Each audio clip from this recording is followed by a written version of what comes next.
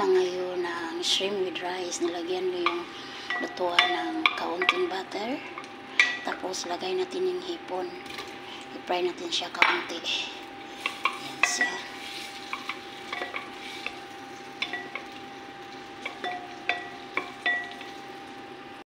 Nakuha ko na yung hipon na fry. Lagay ako ulit. Tulad pa rin yung lutuan, nilagyan ko ng kaunting butter. Tapos mintos, nilagyan ko ng sibuyas. Yan. Tapos lagyan natin ng bawang. Tapos mintos ko rin siya. Lagyan natin ang pampasarap na giginos.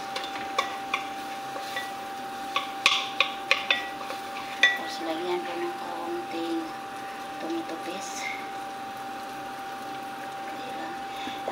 Zira din na din molasses kaunti. Yan. Tapos mitos ko rin siya. At ilagay natin yung mga spices to siya. Nandito na lahat pati asin.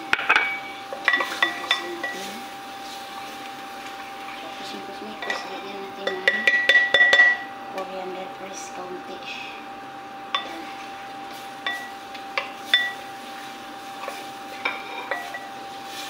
Lagay rin natin yung hipon na pinirito natin kami kaunti. Pusin rin natin.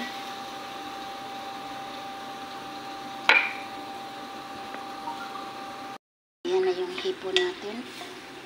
Tapos lagyan natin siya ng lemon juice. Sumukos rin. Lagyan natin ng kaunting cooking cream. Siya.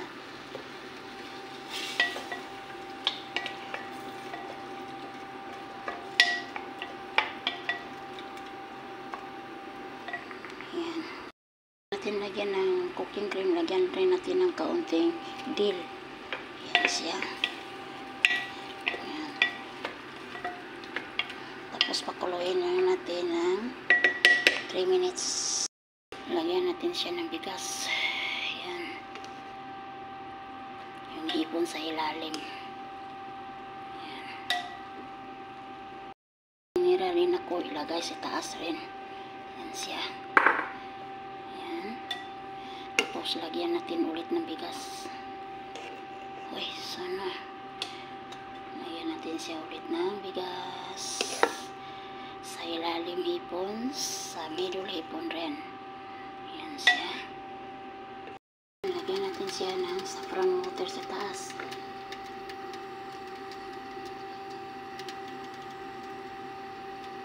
Tapos takpan natin hanggang maluto siya. Ayan na siya.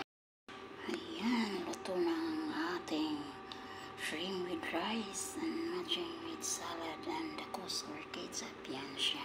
Ready to eat na.